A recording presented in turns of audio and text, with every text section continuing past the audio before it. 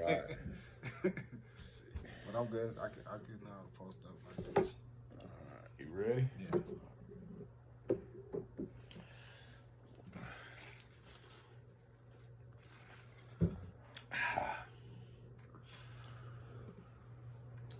Hey, what's going on? It's your boy Joe Thunder back once again with another episode of the Smoking Joe Thunder podcast.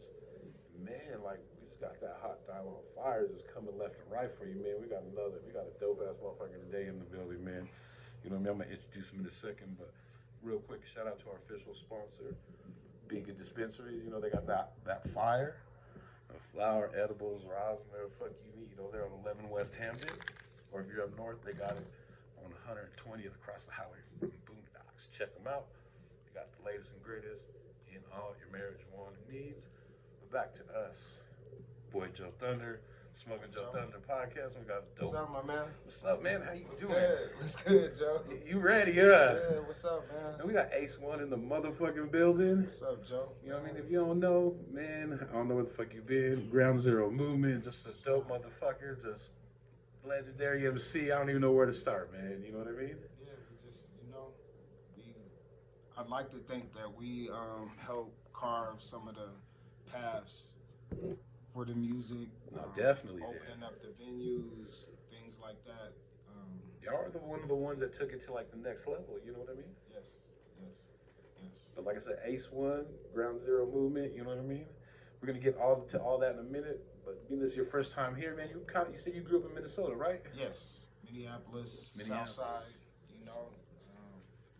When I think of that, like I said, I think of it being cold and stuff, man. It's cold out there. Colder than here, or what? Yes, for sure. Because when I came to Denver, it was 30 below, and when I got off the airport and when I made it to Stapleton, it was like 40 degrees. And by that weekend, it was 60. And I was playing basketball outside, and I was like, I'm not moving back. Not moving back. It's too cold. What was it like growing up in Minnesota? It was rough. You know what I'm saying? A lot of poverty, a lot of gangs. This was before Bloods and Crips. Right. There were native gangs. There was the pimps and junkies, and it was a very scary landscape. Like I was telling you earlier, I don't think of that shit when I think of Minnesota, but when I was telling you, the homie Shock was telling me like, nah, it's grimy out there. It goes down. There's like I grew up in Potterhorn, so like the store that George Floyd got choked out at, like that was my neighborhood store. Like I had been to that store hundreds of times, thousands of times, and the police were brutal over there. That's what I was just about to ask. Not only do you got to deal with all the hood politics and all the ghetto poverty, but now you got the police too as well. Yes, that was always a thing. I think that's everywhere you go though. Yeah. You ever have any crazy run-ins with the police? Plenty. Too many to count. Too many to count. Too many to count. That shit sucks, bro. And then, like you said, you came here when you were in. Did you say 4 years old or in the 4th grade? When I first came here, I moved here with my grandmother, and we moved into the East Village. You know what I'm saying? And I could see the mountains from the projects. That shit always blew my mind. Yeah. You know what I'm saying? You said that was a shocker to you. It was a shocker to me, but I knew I would come back. You know what I'm saying? And when the opportunity came, I came back. What was your first, like you said, what was kind of the first thing when you touched down in Denver that you kind of saw besides the mountains? Colfax. You know what I'm saying? Is that wild? Or is there like a Colfax where you're from? Or Minnesota? In Minnesota, it tended to be a whole neighborhood that was shot, a whole side of town that was shot. Right. In Denver, it seemed like there was just pockets of, things going on. So it was, to me, you could move around more freely in Denver than you could in Minneapolis. So you felt like a little safer here? Not safer per se, because I was living off Colfax. Right. But just you don't have to keep your guard up as much. You said it was more like a little more calm? Yeah, you could see things coming. You could see things coming a little bit clearer. And I wasn't from here. Right. So I moved different. Yeah, I wasn't, I didn't, being here from 4th grade to being a 20-year-old, that's a whole different, you know, appreciation of the place. You gotta move totally different. Right. So you were here for a whole year in the fourth grade, and you went back to Minnesota. Yes. What was it like? Kind of middle school, kind of like high school. High school, it was great. You know what I'm saying? I was in Minneapolis. I played all the sports. Um, you know, we did the rap thing. What did you stand out in sports? Football. What position? Wide receiver. Oh shit! Yeah, the hands. Yep, and speed. I got a scholarship. I went to North Dakota State. Okay. You know what I'm saying? For a year before I dropped out. Said fuck it. I just couldn't be up in no North Dakota. Yeah, I just back then it was just it was shocking. You know what I'm saying? It wasn't my speed at all. Right. When did you kind of start picking up rapping? In Minneapolis, you know, I was around DJ Kool Akeem, I Self Divine, Brother Ali. It's that Minnesota connection. That whole thing, man. So everybody, it was like, you know, we did talent shows. We had a group out there called the Metro Unit. You know what I'm saying? There was me, Salah, that's DJ Kool Akeem, and I Self Divine. We all had a group, and we did our thing. And then I just moved to Denver, you know, and you know it was, you know, I was still doing my thing, but I didn't really build it. You know, I got kind of brought into it out here. How did you kind of first pick up the pen, though, decide you wanted to rap? What kind of inspired you to say, I want to MC? It's just more of an expression. You know, when you're able to pick up a pen, it's like you can paint your own picture. And you can recreate that picture over and over again. Until you get it perfect. Until you get it perfect. You know, I'm under the philosophy where you can have 1,000 rhyme books and lose them all. But the spirit of what you writing is in your head. You know what I'm saying? You can always come up with that narrative over and over again. You know? It's like being a great novelist or something, you know? Mm-hmm. And who were you kind of listening to earlier as far as music-wise? You know, I was listening to like Cool G Rap, Big Daddy Kane. You know, we started that early shit. Yeah, we came with the early wave. Tila Rock. Yeah. Remember that shit? He had the gold fronts with the Gucci hat and shit. Yeah. I'm old school shit. Kango Kid, all that. We used to. I remember Joeski Love. Yeah, in Minneapolis, we had that sound was there. You know, they had a DJ called Travitron. And it was a radio station called KMOJ. And if you're from Minneapolis, you know about KMOJ. You know, I think it's still there to this day. But they had a hip-hop show. And, you know, that's when you recorded everything. Oh, shit, on tapes. Yeah, man. I might still have some tapes at my mom's house. I just got to dig through the boxes, you know? All the treasures are at the mom's house, huh? Right. I be finding shit all the time, bro. That's what's up. So, like, you said you joined the group, and were you guys, like, doing shows and stuff? Did you put out any projects? Yeah, we did a couple.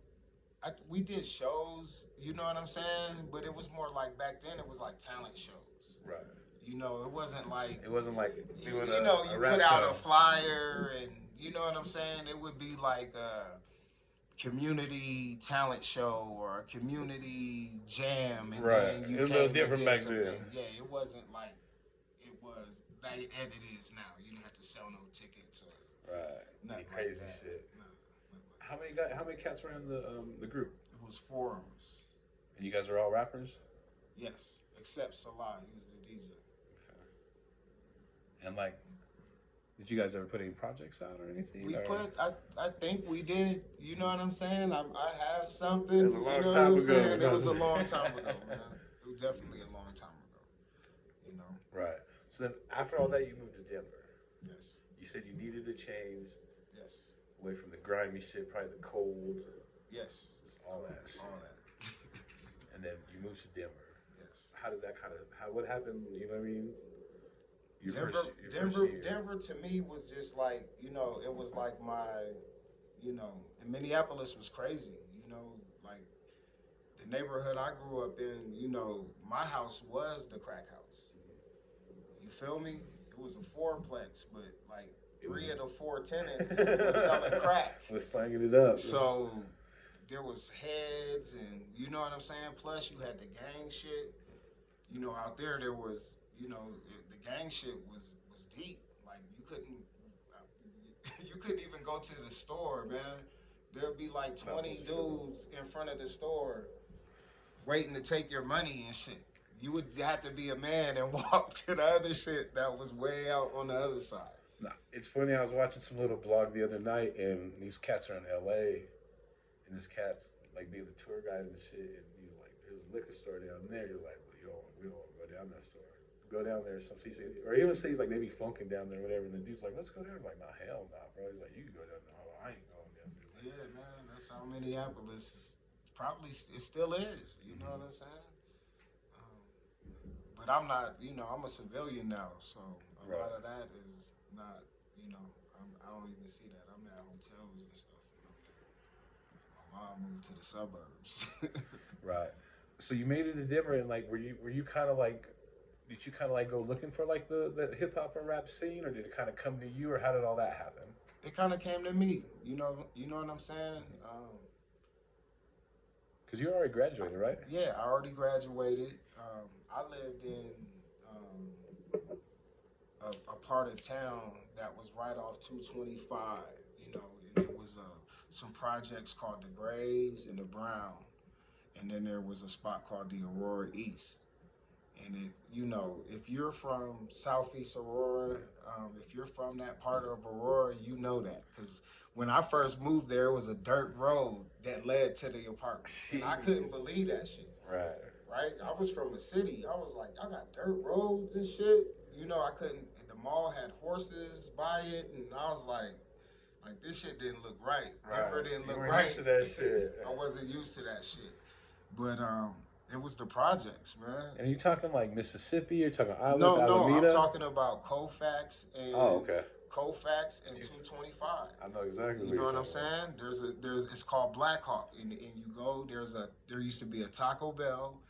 There's a gas station, and you make that U-turn and you come around and you go down there. And for everybody who's lived over in that neighborhood in the early 90s, you know that shit was lit. You know, it was all Section 8 motherfuckers. Yeah, it's going down. 10 different gangs up in that part of, you know what I'm saying? This was more like Crips and Blood shit, though, huh? It was Crips and, there was GDs. There was a lot of GDs over there. It was a mix of everybody over there. Everything. It was everything over there, but it was lit. But then that's where I ran into Jersey and them. I ran into Dio and Shalik and Papa Smurf, and they was already doing the music. Right. And then, I don't know if you know Fritz. I don't believe so. Well, he was like Don Blas's DJ back in the day. You know what I'm saying? Yeah. But he had a big influence on all the music out here too, because he had the turntables. He could book studio time. You know what I'm saying? But he was more organized with the shit. Right. He was one of the first guys doing all that shit. Everybody was doing it. Like that whole clique was like Dio and them was linked in with like Spade, the DJ Spade. Yeah. They had a group called Souls of a Tribal Bond. Okay. And it was Spade, Dio, I think Papa Smurf, and H-Stone. God rest his soul. You know what I'm saying? He passed away a couple years ago. Dope producer, dope MC out of Denver. You know what I'm saying? But and what year was this? This was 94. Okay. You know what I'm saying? And Fritz was getting the studio time, but Jersey Dio was the one who pushed it out further than that, because he was getting like connects for like real shows. You know what I'm saying? That's when we started doing the Fillmore, and he, you know what I'm saying? He was linking up the big shit. You know what I'm saying? Okay. But back then we was at Fritz's house. I remember DJ Jones coming over as a little dude before all of that shit. You know what I'm saying? Like you said, Spade, Francois, all of them. But it was early 90s before shit was even It was the beginning kind It was of the shit. beginning of the shit, you know, which was nice. You know what I'm saying? Being a part of the original shit. Right. And who else did you kind of start meeting at the beginning besides Dio?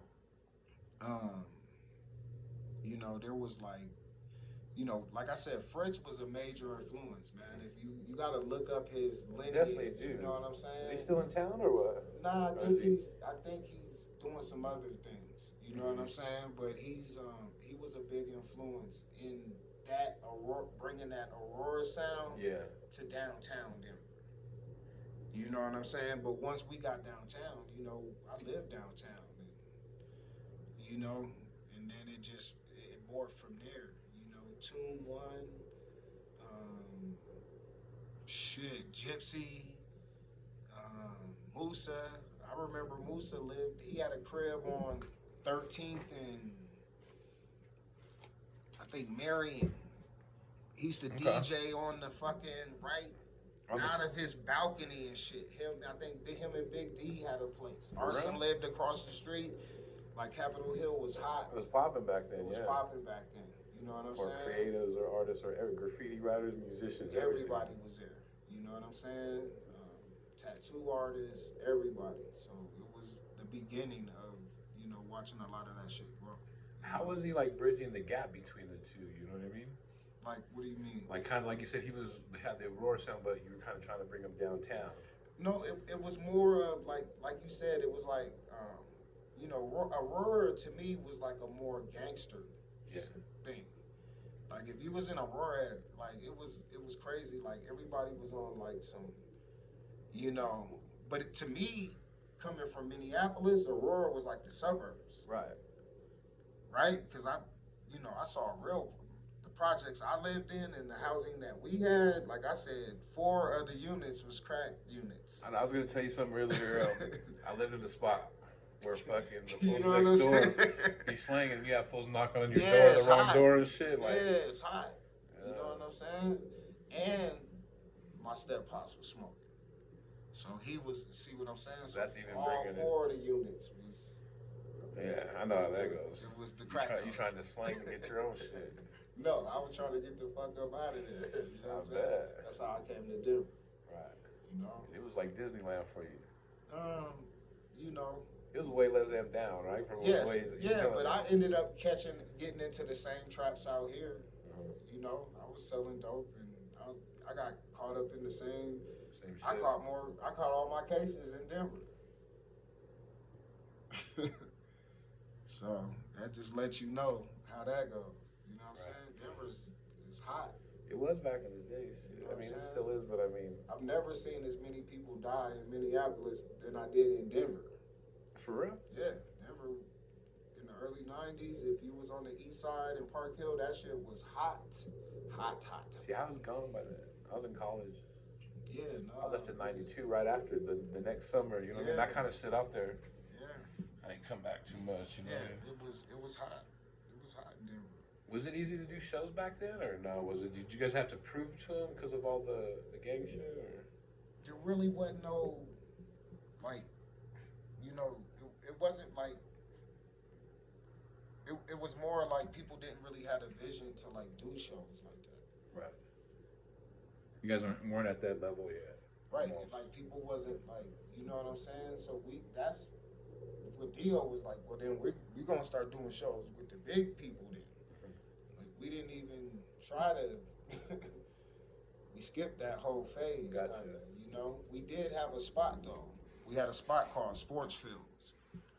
You know what I'm saying? We did it every Wednesday. And for all the groups in Denver that fell through to that, Drew Locks, man, what's funny is they had a bill that they printed every week in the Westward. Okay. And it would have Ground Zero Movement, and we would have all the groups' names. So whoever has that memorabilia out there, you know that we did a lot of shows on a Wednesday night. I think it was like an off night, and it was always packed.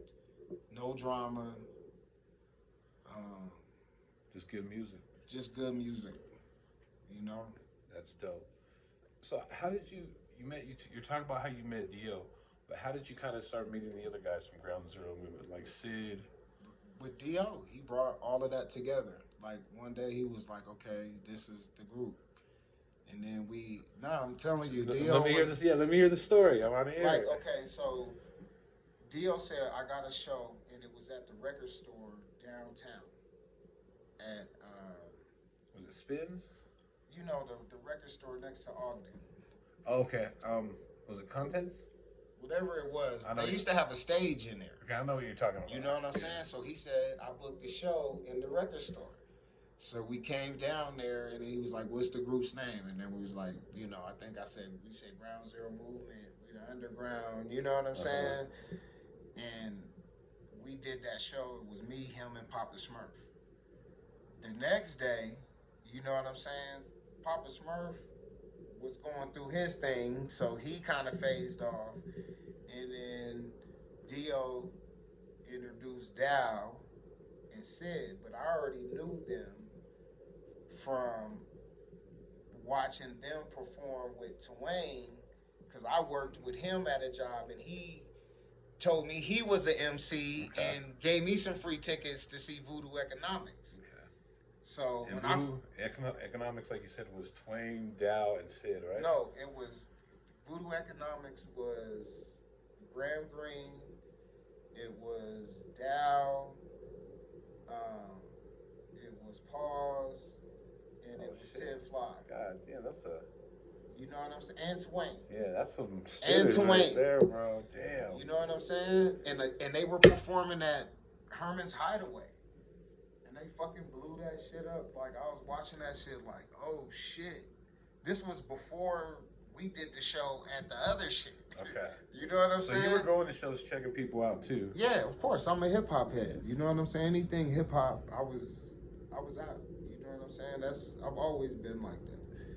You know, if somebody's in town, I'm trying to see. I'm at the show. I see you at a lot of shows. I have a funny story with you about a show and that happened at a show. And this is like I'm gonna tell it real quick. So back in the day, we went and seen Slick Rick at Cervantes, and I was toasted. And it was like one of the first times. Like I think it wasn't the first time he came here, but it was like one of the. They didn't really tour back then, so when Cervantes was pulling those shows. Yeah. So he did a show, and he has a chick come out with all the jewelry and shit, and he says something about playing in a song, and in the back of the crowd, I hear, treat her like a prostitute. That's my shit. You already know, Joe. And then he was like, nah. He was like, we ain't gonna do that tonight. But mind me, I'm hearing this happen, and then like probably 10 years later, we're talking, and you tell the story how something about chronic. Yes. And I'm not going to say what it was, but some other drugs that coincide with chronic. And you said you did that for the first time and you was wilding out. And you said, I was that sleeper. I was like, treat her like a prostitute. You know, that's I remember that shit. That's off Slick Rick's first album. Yeah. And if you know that song, that's a classic, man. You know what I'm saying? But that was so funny. Like 10 years later, we're talking about it, and I was like, I remember exactly that moment at that concert when that shit happened, bro. And you were like, you told me the whole story about that day. You know what I mean? That's crazy. Yeah, that was honestly. I kind of say this. That was like honestly not my first introduction to Colorado hip hop, but it kind of was. Like I had already knew the homie Dez and Greg T, and Dez was a monster in the city. He was, and I didn't know much more out of that. I knew like the old stuff like Deuce Mob and Cutting Crew and all that shit. But I went to that Slick Rick show and I saw The Fly for the first time and I saw Break Mechanics. Was it Break Mechanics for the first time? And they killed that shit. I was like, damn, this shit is hard. And that's Pause. See what I'm saying? That was another more Twain. Yeah. Fucking, Bubba Fly. So they had a falling out or something. So I guess they said they didn't fuck with Dow's beats. And then it was just some other shit what we was going through. But then, like, from us getting the beats from Dow to us doing, like, opening up for Bone Thugs and Harmony was within a week. Right. Like, that's how great Dio was at networking, man. So he made the beats too. He made some of the beats, or No, Dow made all the beats. I never knew that. Dow made all the beats, man. I never knew that. Yeah, Dow made all the beats. That's what he did. You know what I'm saying? Um, he would come up with a lot of the shit, and then we would come up and then collaborate, in a group like that. So did like Voodoo Economics break up, and then Dow and Sid joined you, or were they still part of Voodoo Economics? They joined us. It was a catastrophic breakup. Oh, it was? Yes. I can imagine. Right. Just imagine.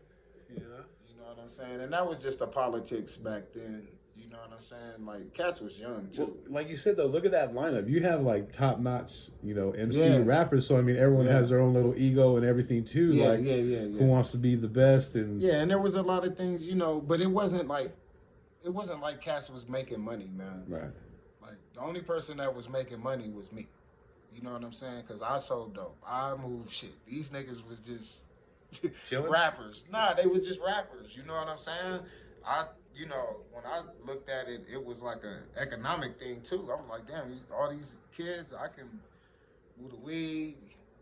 You know what I'm saying? The shroom. You know what I mean? I was. You know what I mean? I just saw, that's how I looked at it. It's funny you said, because like going back to another podcast just the other night, Yuckmouth, and he was talking about when I went on my first tour, it was a Biggie and with all those, so I took a gang of weed, and they were my best customers all day, every day. Yeah, that's how you gotta think, man. And he's like, I got tight with that fool. That's how I was moving around back then.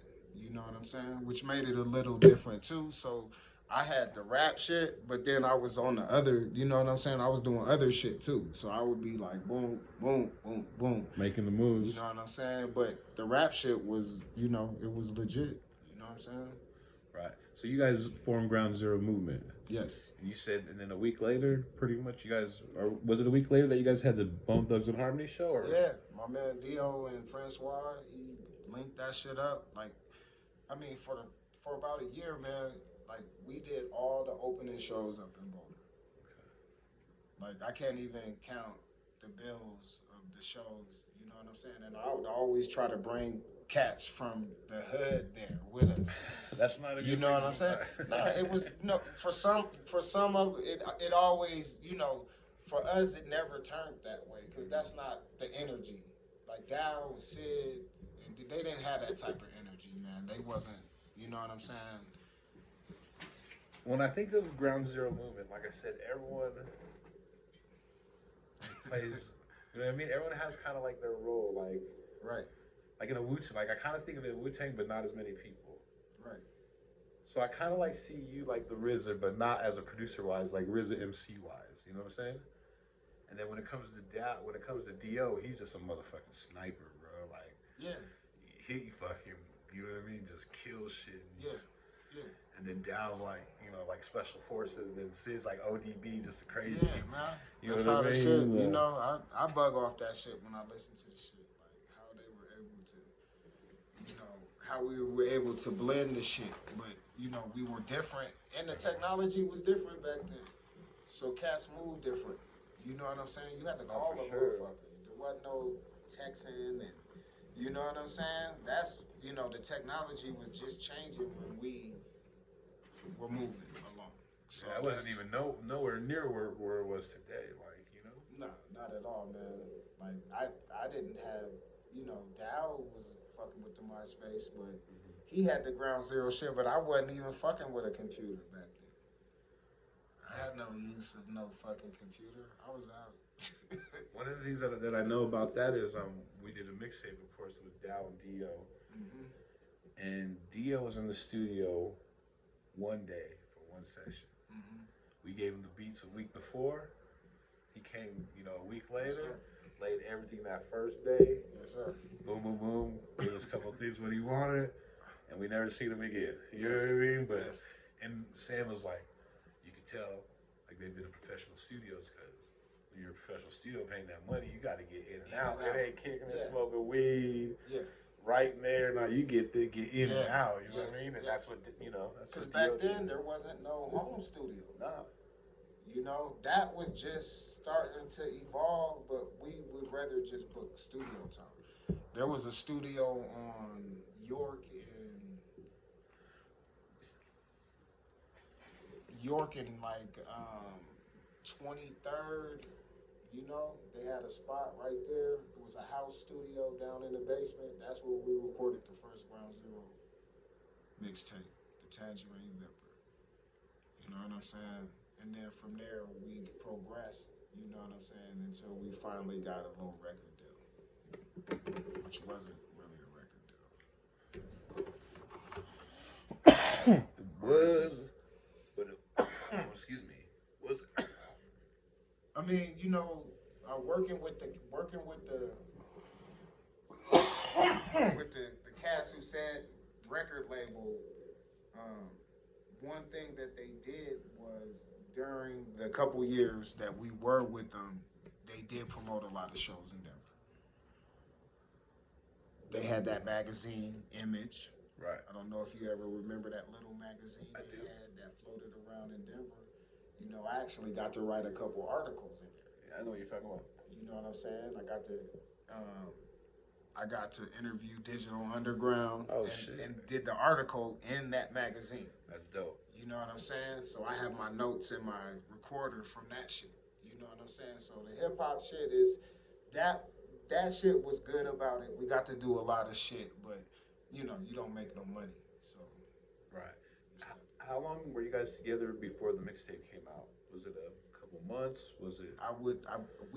A week? 2 weeks. 2 weeks, huh? I'm telling you, that's Dio, man.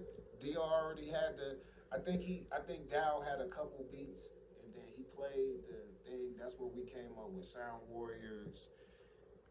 He dropped that song, Sound Warriors. Dio uses that song in his podcast if you listen to his shit. But once he dropped that, we came in there and did an EP. You know what I'm saying? And that was it. Like that quick. And they were selling that shit. It sounds like the chemistry between you guys is really good. It was, man. It was like a brotherhood. You know, I think Dow and Dio lived together. And then, you know, I lived by myself. And then Sid was doing his that's thing. Sid, yeah. You know. He's one of the first cats I met. Yeah, but, you know, I had never heard of Sid. You know, funny story, when me and Sid first met, we fought. What? In a fight right up at church in the city. We was playing basketball, and he just kept fouling me. Man. Right. You look like you be fouling motherfuckers right? all the time. And then I turned around and socked him. You know what I'm saying? And then Dow was like, yo, Ace, what is you doing? You know, y'all can't be fighting. And after that day, you know, the fact that, because, you know, that was fucked up. You know what I'm saying? It should have never elevated to that. You know, I apologize to him and shit. But, I mean, you know, he probably scored over, you know what I'm saying? You know, it was some dumb shit. But after that, we became, you know, close. Sometimes it takes that. It's weird. Yeah, how that. So we formed like that in a short period of time. Right. And like from that, he didn't hold no animosity towards me. You feel me? And you can tell that as a man. You know what I'm saying? He was still linking, niggas was still, you know, so you respect motherfuckers on a different level. Even more, yeah. Yeah, so that's how. Don't let the petty shit, because shit does happen, you know what I mean? Yeah. And cats, you know, even back then, they're emotional, man. Dudes are emotional. Artists man. in general, any whatever, are all emotional. From graffiti to us. That's because they don't be getting no money. You got to get money. That's why they be mad, you know. Right. So you meet those cats and then, like I said, you guys got a mixtape, like, real quick. Quick, man. I'm telling you, at the most a month. I mean, you could say a month, but back then... That's quick. It linked like that. And this was before the internet. We always stress this. A lot of the shit we did was before the internet. Right. You know, it was like you had to call a motherfucker. You had to have your shit written. Like you said, you had to come in prepared. There might not even been cell phones back then. Or if they were, they were expensive as fuck. Right, but one thing about all of my dudes is they're like, you know, high school graduates. Right. Dow was going to college. You know, he ended up getting his master's and shit. You know what I'm saying? It was like cats was still. I was still a carpenter. I was still working in that field. You know what I'm saying? So we were actually doing more than just music at all time. Right. You You guys just weren't living the rapper life. Yes. Maybe Sid and Dio, but not, the rest of us. Right. What other kind of shows did you guys get that you kind of stand out to you, man? I remember one time we did a show with Usher, man. Usher. Shit. You know what I'm saying? We did a show with Usher, and he actually came to the dressing room and was like, "Man, y'all sounded good." You know what I'm saying? Right. It was at a club off of in Park Meadows. I know what you're talking about. Back when when they had a club back then. Yeah, this was way back in the day, man. This, they probably don't even do that shit no more. Nah, it's not. I know what you're talking about though, because there was a club out there. I went to like a summer jam after party where these fools all kind of performed. Yeah. We ended up performing there. That was cool. We performed a lot in the mountains, man. And like Vail and shit. Vail, getting that good money. Steamboat, fucking all of that shit. We was all through the mountains. Fucking Breckenridge, Durango. All the ski towns. All the ski towns, man. And they always, we even was up in Park City, Utah. Even with that, they all